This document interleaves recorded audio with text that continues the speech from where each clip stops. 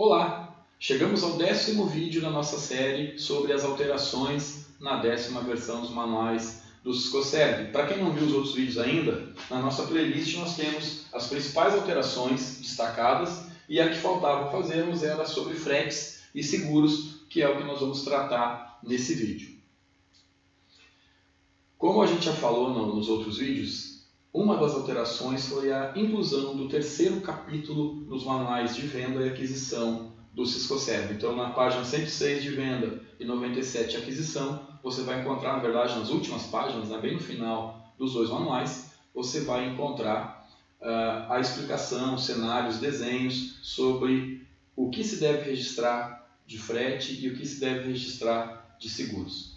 Claro que são 4 exemplos de frete, 2 de seguros, e é impossível a comissão do Ciscoserv esgotar todas as possibilidades, todas as variações, todas as relações contratuais nos serviços de frete internacional e seguro. Então vale a dica para sempre observar a sua transação, porque ela pode, obviamente, não estar aqui exemplificada nos manuais. O manual agora, nessa 10ª versão, serviu bem melhor, bem mais tipificado os casos que são passíveis de registro do que as 9 versões anteriores. Então, é um trabalho louvável aí da comissão do Ciscoserv para dirimir as dúvidas, mas obviamente que é impossível esgotar todos os cenários possíveis num mercado que é tão dinâmico, onde tantas transações são feitas entre as empresas, onde não necessariamente existe um padrão e uma única forma de fazer os embarques, né? Então, estes cenários são poucos, mas servem para elucidar os temas aí mais gritantes, né? As dúvidas mais presentes das empresas, mas obviamente não esgota todos os cenários. Pode ser que você tenha na sua empresa algum cenário diferente, tá bom? Antes de falarmos sobre o frete especificamente, o Felipe vai colocar para vocês aí na tela cheia. O Felipe é o nosso editor. Felipe, nós estamos lançando em primeira mão para você que está vendo esse vídeo, um anúncio sobre um curso de formação que nós vamos fazer em Ciscoserv. Na verdade não é um curso, nós vamos lançar 3 módulos online com aulas 100% gratuitas. Um curso de formação em Ciscoserv para desenvolver profissionais nessa área, onde nós vamos fazer 4 aulas gravadas por módulo. Então são 3 módulos, serão 12 aulas, mais um hangout ao vivo ao final das 4 aulas por módulo. Esse hangout a gente vai entrar ao vivo com os alunos, exclusivamente com os participantes desse curso, para tirar dúvidas sobre aquele módulo. Então teremos um módulo de fundamentação, um módulo inicial, um módulo intermediário e um módulo avançado. Futuramente daremos mais informações sobre estes módulos, ok?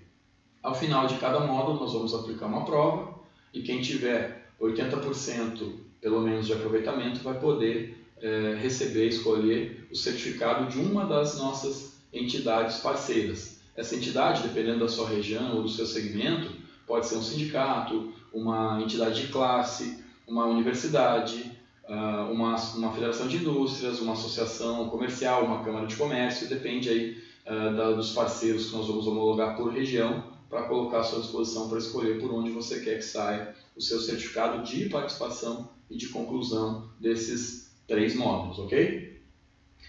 Depois disso, nós vamos fazer um módulo presencial que é opcional, não interfere na certificação, mas quem quiser vai escolher, na entidade que tiver escolhido, a gente vai fazer provavelmente um evento presencial, dependendo da região, na sua região ou as regiões que a gente não puder atender, a gente vai fazer um evento mestre em São Paulo, todos eles com data aí a divulgar, a gente vai informar para quem se inscrever. E aí esse módulo você vai poder contratar, ele vai ser, claro, vai ter um custo por causa da entidade, da organização, mas é um custo bastante pequeno. Para você ter uma ideia, esses módulos que nós vamos colocar à disposição, se você for contratar no mercado, custa entre R$ 1.500 e R$ 3.000 essa formação.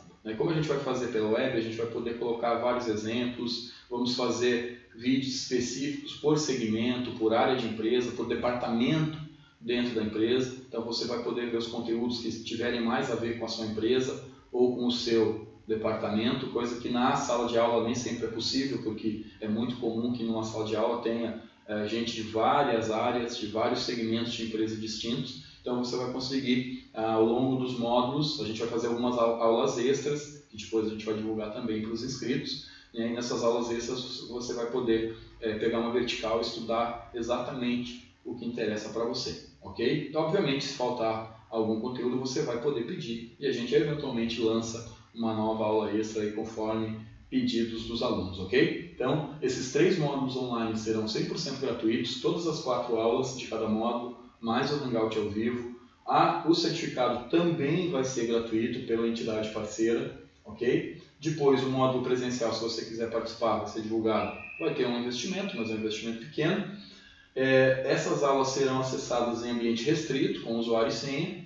As vagas são limitadas. As inscrições vão até 8 de abril de 2016 ou enquanto durarem as vagas. Então, a gente recomenda que você aproveite e se inscreva o mais rápido possível. No final desse vídeo, a gente vai dar a instrução de como se inscrever nesse curso de formação.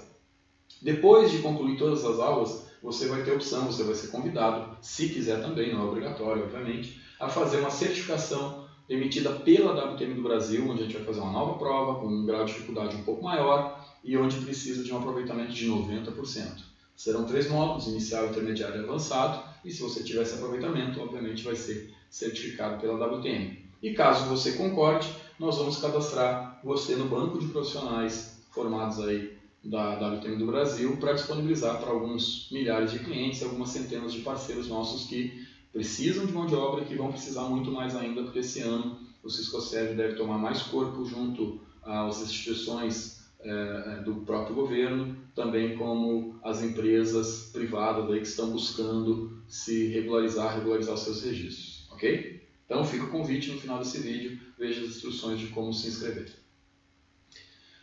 Convidamos você a acompanhar as nossas notícias nos nossos canais, em todas as nossas mídias sociais, YouTube, Facebook, Twitter e no nosso site sobre Ciscoserv. Esses links vocês vão poder clicar porque esse material está disponível nos comentários ali desse vídeo, né? Na descrição do vídeo você pode baixar o material que a gente usou para fazer esse vídeo.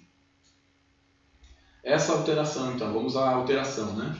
Essa alteração foi publicado no dia 23 de fevereiro, na 10ª edição dos manuais do Ciscoserv. Então está em vigência aí faz um mês, mais ou menos. E aqui, nesse manual, nós temos 4 cenários de transporte. Então vamos ao primeiro cenário de exportação. Notem que eu deixei o cenário 1.1 e 1.4 juntos. Cenário 1.1 fala de exportação, o 1.4 também fala de exportação, o 1.2 fala de importação e o 1.3 fala de importação. Então, para facilitar o entendimento, eu troquei um pouquinho a ordem para falar primeiro de exportação e depois de importação, ok? Então, vamos lá. No cenário 1.1, nós temos, repito, são cenários extraídos do manual, são cenários colocados no manual pela comissão do Ciscoserv, pela equipe do Ministério do Desenvolvimento e dos Comércios, Secretaria de Serviços e da Receita Federal, ok? Então, no cenário 1, nós temos transporte internacional de cargas intermediado por agente de cargas em uma exportação brasileira com a obrigação de transportar da empresa brasileira exportadora. Então, vejamos no desenho que o Felipe vai deixar na tela cheia para você. Nós temos uma empresa laranja ali, exportador brasileiro, vendendo o produto lá na setinha número 1 para importador estrangeiro, ok? Então, o exportador brasileiro se compromete a transportar mercadorias até o local indicado pelo importador estrangeiro. O exportador brasileiro contrata um agente de cargas ali em amarelo brasileiro, domiciliado no Brasil, e o agente de cargas brasileiro contrata transportador estrangeiro em nome do exportador brasileiro. Então vejamos esse cenário. Nós temos um agente de carga domiciliado no Brasil contratando o transporte de um transportador estrangeiro em nome do exportador brasileiro. Então veja que esse agente de carga, neste cenário específico, está desempenhando o papel de agente mesmo, propriamente dito. Ele não está comprando o transporte do armador para si e revendendo o transporte para o exportador. Ele está agenciando o transporte do armador ou do transportador estrangeiro diretamente para o exportador brasileiro. Poderia aqui ser uma companhia aérea também domiciliada no exterior, mas enfim, aqui temos o exemplo de marítimo. Agente de carga domiciliado no Brasil, mesmo que a contratação seja feita via agente de carga, mesmo que o pagamento seja feito via agente de carga, nos manuais diz que independe do pagamento, né, o registro no SCOSERV. Então, neste cenário, a Comissão do SCOSERV está nos dizendo: registro devido, exportador brasileiro registra um RAS, registro de aquisição de serviços, pelo serviço de transporte, tendo o transportador estrangeiro como vendedor desse serviço de transporte. Ok? E aquela perna número 1, foi feita uma observação dizendo que neste cenário o exportador brasileiro não se sujeita a registrar no módulo de venda do SCOSERV os serviços de transporte internacional de carga adquirido de transportador estrangeiro, cujo custo seja por ele repassado a importador estrangeiro. Então, repetindo, neste caso, nós temos um registro de aquisição do serviço de transporte pelo exportador brasileiro junto ao transportador estrangeiro. E não temos um registro de venda do exportador brasileiro para o importador estrangeiro. Essa era uma das dúvidas, então a 10ª versão dos manuais a partir de 23 de fevereiro elucidou, deixou bastante claro a partir de agora que é devido o registro da compra de transporte, mas não é nesse cenário devido o registro da venda de transporte para o importador estrangeiro, mesmo que o frete seja um serviço, mesmo que o seguro, se houvesse, seja um serviço, nós estamos aí dispensados desse registro, e o motivo principal é porque não há aqui, nesse caso, uma relação de prestação de serviço do exportador para o importador estrangeiro. Ok? Cenário número 1.4, que eu troquei para que a gente falasse de novo de uma exportação, porque agora temos um cenário um pouco diferente. O Felipe vai jogar para vocês aí a imagem. Então nós temos aqui um transporte internacional de cargas com consolidação e desconsolidação de cargas.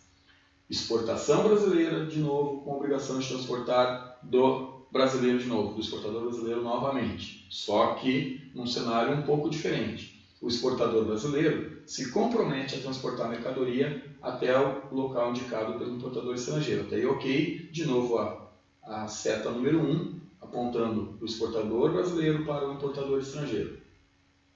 2. O exportador brasileiro contrata um consolidador brasileiro, que pode ser a mesma empresa, eventualmente, que você contratou no primeiro cenário. Mas aqui, neste cenário, ela teve um papel diferente. Ela não foi apenas agenciador, ela foi consolidador de carga para providenciar ali a consolidação e o transporte da mercadoria até o local indicado pelo importador estrangeiro. 3. O consolidador brasileiro contrata transportador estrangeiro para transportar a mercadoria até o local indicado pelo importador estrangeiro. E 4. O consolidador brasileiro contrata ainda um desconsolidador estrangeiro para fazer a desconsolidação da mercadoria lá no exterior. Então, vejamos. O consolidador brasileiro, ok, deve efetuar um registro do serviço de transporte, tendo o transportador estrangeiro como vendedor. Então vejam que neste caso não cabe ao exportador brasileiro o registro.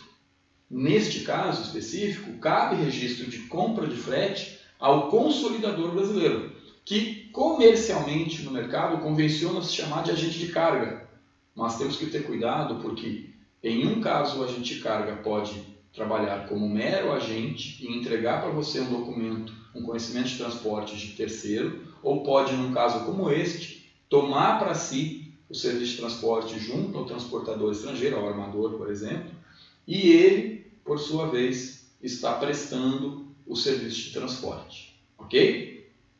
E aí, nesse caso, o consolidador brasileiro lança a compra do transporte junto ao transportador estrangeiro, e se ele contratou, por exemplo, nesse cenário, nesse desenho, um desconsolidador de carga no exterior, este consolidador brasileiro tem que lançar a compra, a contratação desse serviço junto ao desconsolidador estrangeiro também.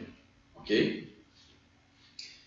E deve-se aqui, então, um RAS pelo serviço de desconsolidação, tendo o desconsolidador estrangeiro como vendedor. Então, nesse caso, o consolidador é que vai ter 2 registros para efetuar. Por isso que quando o mercado ficou discutindo se era o agente de carga, se era o exportador ou importador, a COSIT, a Coordenação de Tributação, a Receita Federal como um todo e a própria comissão do Siscoserv sempre tentou dizer que pode ser qualquer um dos dois, dependendo do papel que cada um exerce. Então, nestes exemplos aqui, a comissão buscou dar exemplos de como podem ser diferentes os papéis em situações distintas de contratação. Ok? Esses 2, então, foram exemplos de exportação. Vamos agora a exemplos de importação. Cenário 1.2. Transporte internacional de cargas intermediado por agente de cargas. Importação brasileira com obrigação de transportar da empresa brasileira. Então vamos lá. Aqui nesse caso, o Felipe vai aumentar a imagem também para vocês. Nós temos um importador brasileiro, na seta aqui, número 1, assume o ônus de transportar a mercadoria importada. Aqui, na verdade, essa seta poderia estar invertida do importador, do exportador estrangeiro para o importador brasileiro, mas não faz diferença. Nós sabemos na seta aqui número 1 que é um importador brasileiro tendo a obrigação de contratar o transporte. Perfeito? Ele assume, seja qual for a relação comercial que ele estabeleceu com o exportador estrangeiro, o importador brasileiro assumiu aqui o ônus de contratar o serviço de transporte. Aí esse importador brasileiro contrata um agente de cargas brasileiro, domiciliado no Brasil também, para que, em nome do importador brasileiro, contrate o transporte marítimo até o local indicado por esse importador brasileiro. E o agente de cargas brasileiro, domiciliado aqui, contrata transportador estrangeiro em nome, aqui tem um IBR, mas na verdade é em nome do importador brasileiro, uma pequena linha de grafia, que deveria ser IBR, não IBR, mas também não compromete o entendimento. Então, na verdade, o importador brasileiro teve o transporte contratado em seu nome. Então, nesse cenário aqui, gente, é um dos cenários mais polêmicos, um dos cenários que as empresas mais tiveram dúvidas, é um dos mais presentes. Uma empresa domiciliada no Brasil, importadora, comprou mercadoria em uma situação onde o transporte deve ser contratado e pago pelo importador brasileiro. Aí este importador brasileiro contrata, entre aspas, um agente de cargas para efetuar o transporte. Mas, na verdade, nesse cenário, o agente de carga não executou o papel de transportador. Ele executou o papel de facilitador, de agenciador, ou como a Receita Federal chama, ele prestou os serviços conexos, conexos ao transporte. Mas o transporte, propriamente dito, foi prestado por um transportador estrangeiro. Pode ser um armador, pode ser um NVO, um consolidador de carga lá da origem, lá de outro país qualquer que seja. Perfeito? Então, cabe o registro. Nesse caso, a Comissão dos Siscoserv está dizendo, olha, o importador brasileiro faz o registro de aquisição de serviço pelo transporte, tendo o transportador estrangeiro como vendedor, como prestador do serviço de transporte. Então, não cabe mais argumentar que por pagar, por contratar, por falar com um agente de carga domiciliado no Brasil, o registro deve ser feito pela gente. Não é assim. Neste cenário aqui, onde você, importador brasileiro, tem a responsabilidade de contratar o transporte e a Receita Federal já manifestou que o documento que evidencia o contrato de transporte é o conhecimento de transporte, e aí você não tem nesse cenário um conhecimento emitido por um domiciliado no Brasil, tem um conhecimento emitido por um domiciliado no exterior, você deve efetuar esse registro em seu nome, no seu CNPJ, contra o transportador, que normalmente foi o emissor do conhecimento de transporte emitido em seu nome. Ok?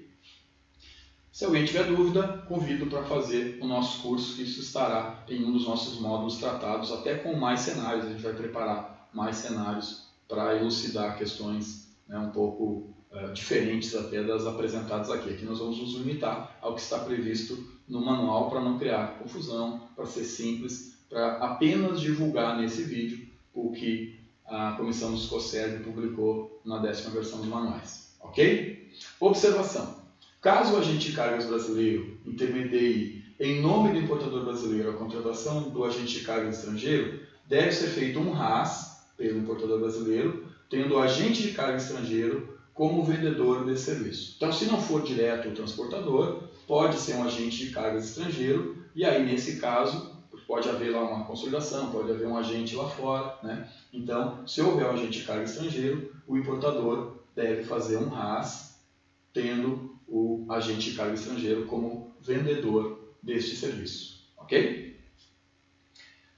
Existem situações aqui também específicas do agente de carga, tá? Porque ele pode faturar uma desconsolidação contra o agente estrangeiro, ele pode faturar um profit, como o mercado chama, ou ter um faturamento, um ganho de agenciamento, que também tem lá uma NBS específica, mas são situações aqui não previstas nesse desenho. Mas, obviamente, que o agente de carga pode ter, no seio aí do seu trabalho, outras transações, outros faturamentos, outras prestações de serviço, ou até mesmo outras contratações de serviço em seu nome, no meio de uma transação, né?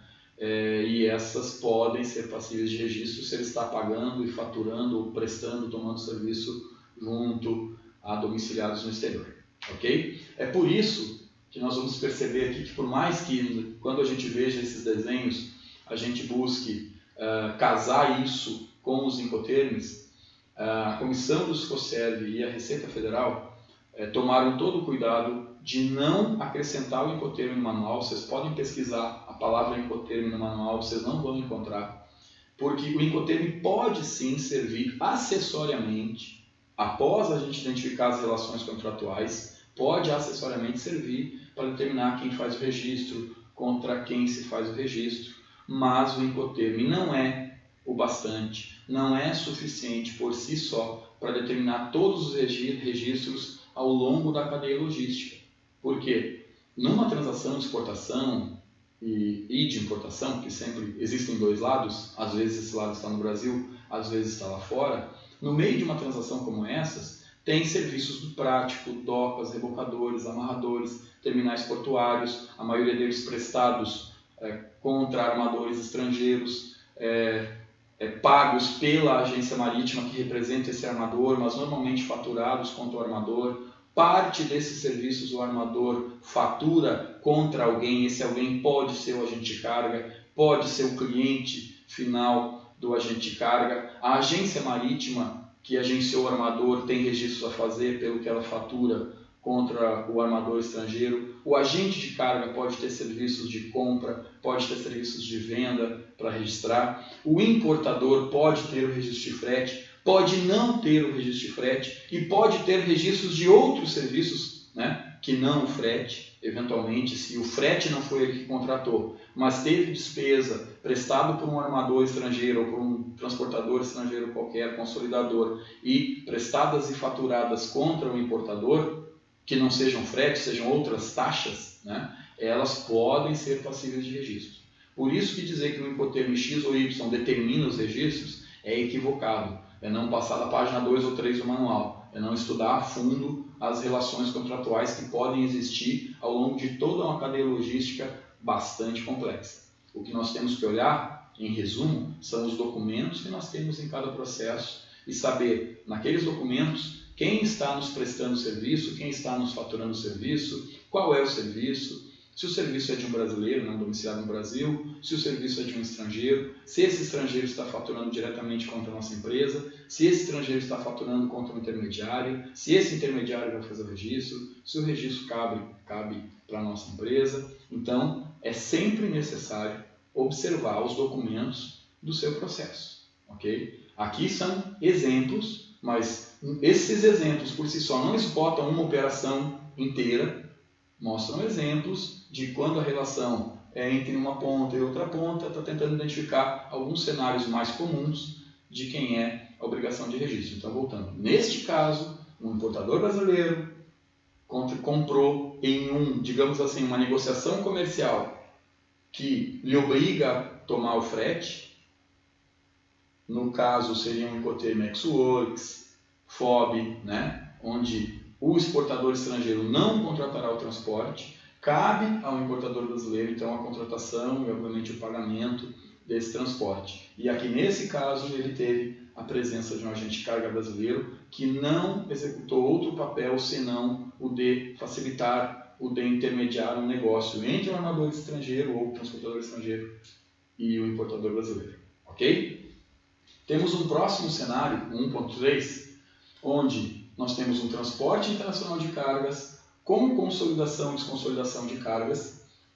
E nesse cenário temos uma importação brasileira com a obrigação de transportar da empresa estrangeira. Então vejamos, aqui é uma situação onde, de acordo com a negociação entre duas pontas, lembrando que existem vários outros players ao longo dessa cadeia logística, numa negociação dessas duas pontas, temos aqui de novo a seta número 1, um importador brasileiro e se compromete a transportar, compra uma mercadoria onde o compromisso de transportar é do exportador estrangeiro.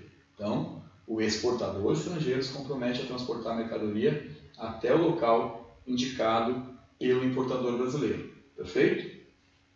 O exportador estrangeiro contrata um consolidador também estrangeiro para providenciar a consolidação e o transporte da mercadoria até o local indicado pelo importador brasileiro.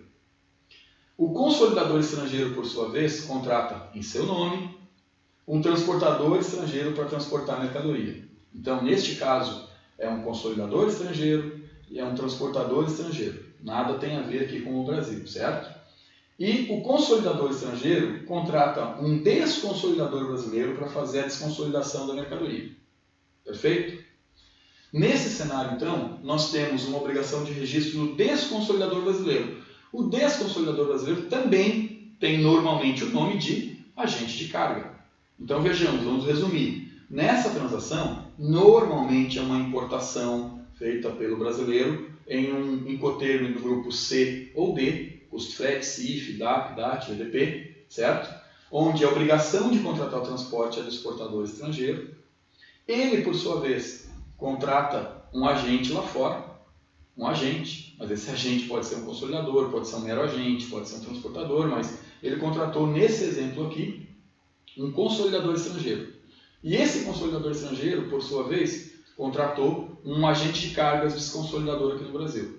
E aí, se esse agente de cargas aqui no Brasil prestou serviço, seja de desconsolidação, seja de profit, como o mercado chama de novo, ou agenciamento, né? Ou ele tem um ganho sobre isso, ele fatura esse serviço. Então, quaisquer serviços prestados e faturados pelo agente de cargas no Brasil, que normalmente atua como desconsolidador desse estrangeiro, qualquer serviço que ele prestar e faturar, ele também, agente de carga, tem obrigação de registro. Então, nesse caso, é o desconsolidador brasileiro que faz o registro de venda de serviço. Ele vendeu, prestou um serviço para o consolidador estrangeiro, que vai ser o adquirente desse RBS. Ok? E, assim como na exportação, não há registro no SCOSERV pelo transporte de cargas, nesse caso, pois ambos, consolidador estrangeiro e transportador estrangeiro, são domiciliados no exterior. Então, aqui também era uma das dúvidas mais presentes, porque existe um serviço aqui na seta 1, né? Existe frete, às vezes existe seguro, dependendo da transação, e por mais que eles sejam serviços, a comissão do SCOSERV, a própria coordenação de tributação que está respondendo às soluções de consulta, está nos apresentando o entendimento de que, mesmo sendo serviço, seguro e frete, mesmo estando destacados na fatura de mercadoria, eles não são passíveis de registro no SCOSERV, porque aqui se está observando a relação contratual da prestação de serviço entre exportador estrangeiro e transportador ou consolidador estrangeiro. Então não há uma relação jurídica de prestação de serviço direta, né, do importador brasileiro com qualquer prestador ou executor de serviço estrangeiro. Então, nesse caso, está aí dispensado o registro dessa pérola aqui, número 1, no SCOSERV. Então, em resumo, nessa situação, o importador brasileiro não vai ter registro, repito, de transporte para fazer. Não há necessidade de registro de frete e nem de seguro, se houver, neste caso. Mas sempre tem que se observar que, se houverem taxas locais, mesmo numa transação nesse Incoterm, por exemplo, e por isso que o Incoterm não pode determinar que há registro ou não há registro, porque mesmo numa situação em que o transporte foi contratado por estrangeiro, não raro existem despesas que são faturadas e prestadas em nome do importador brasileiro, que não o transporte. Então, normalmente, os nossos processos de importação, mesmo que sejam frete prestado lá, contratado pelo exportador estrangeiro, não raro existem taxas, e aí a gente tem que saber quais são essas taxas, quem é o prestador, quem está faturando, contra quem está faturando. De novo, é necessário observar os documentos do seu processo. Se existirem serviços prestados por um armador estrangeiro, por um consolidador estrangeiro e faturados contra a sua empresa, também tem que se observar se não tem aí um registro para ser feito, ok? Desses serviços prestados e faturados por um estrangeiro, ok? Então assim nós encerramos os 4 de frete, mas temos ainda 2 cenários de seguro. Aqui é rápido. Cenário 2.1, contratação de seguro com intermediação de corretora. Vale o mesmo exemplo do agente de carga. Vamos lá. Uma empresa brasileira contrata um corretor brasileiro que, em nome da empresa brasileira, contrata o seguro. E aí o corretor brasileiro contrata seguro de seguradora estrangeira, em nome da empresa brasileira. Então, ele foi também um agente de seguro, um corretor de seguro. E, nesse caso, a empresa brasileira registra uma aquisição de serviço pelo seguro, tendo a seguradora estrangeira como vendedora, ok? Mas aqui lembrando, um seguro contratado junto à seguradora domiciliada no exterior, mesmo que através de corretor domiciliado no Brasil. Então aqui, de novo, é necessário olhar a documentação, olhar nesse caso a apólice de seguro e ver quem é o verdadeiro emissor, quem é o garantidor, quem é o segurador, né? Nesse caso, o seguro de mercadoria, por exemplo, de transporte de mercadoria, e verificar quem é o efetivo prestador de serviço. Se for domiciliado no exterior, a empresa brasileira, importadora ou exportadora que tomou esse serviço de seguro deve efetuar o registro.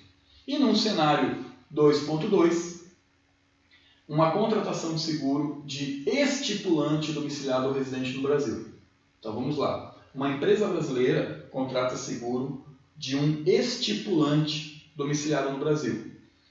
O estipulante domiciliado no Brasil contrata a pólice coletiva de seguros de uma seguradora estrangeira e paga por esta apólice, ficando investida dos poderes de representação dos segurados, inclusive a empresa brasileira perante o segurador estrangeiro.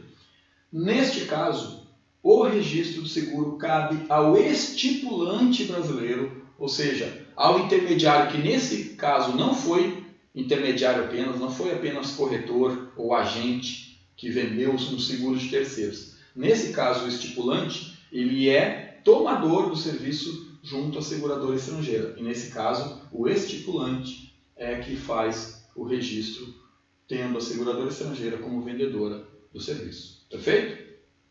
Então, eram esses os cenários de frete e de seguro, exclusivo agora para clientes e parceiros nossos. Depois vai ter para quem ainda não é, né? Para clientes e parceiros da WTM, nós estamos disponibilizando em nossa central de ajuda, que quem baixar esse material basta clicar aqui e já vai acessar a central de ajuda. Na área de conteúdo exclusivo para assinantes, nós estamos colocando outros vídeos com explicações um pouco mais detalhadas de como proceder com os registros no Siscoserv de agora em diante. Então, se alguém tiver alguma dúvida sobre os seus registros, a gente vai fazer vídeos um pouco mais práticos, né? E para quem já faz registro, esse vídeo é para entendimento. Tem muita empresa que ainda discute se é o agente de carga, se tem que lançar no cenário 1 ou 2, né? Então, esse vídeo é mais genérico. Nós teremos vídeos um pouco mais específicos na nossa central de ajuda no conteúdo exclusivo. Para quem ainda não é nosso assinante e quiser acessar a área de conteúdo gratuito para experimentar como é a nossa central de ajuda, pode clicar nesse link para solicitar acesso para a nossa equipe. Nossa equipe vai analisar e rapidamente dar um retorno e liberar o acesso. E para conhecer, quem quiser conhecer os nossos planos de assinatura, basta clicar nesse link e vai poder conhecer os planos, valores, em quais planos a gente tem o sistema disponível para registro. Em alguns planos tem uma quantidade de horas de consultoria para tirar dúvidas aí todo mês, se você tiver dificuldade para classificar no NBS, descobrir um NIF, efetuar um registro, definir se tem que registrar ou não, e também para receber todos os materiais aí exclusivos para clientes que a gente, sempre que tem algo novo, né, alguma novidade, a gente envia em primeira mão para os nossos clientes. E sobre o curso de formação Ciscoserve. Como participar? Primeiro, nós convidamos você a compartilhar esse vídeo em uma de suas redes sociais, Twitter, LinkedIn, Facebook, qualquer rede social que você preferir, compartilhar esse vídeo como público.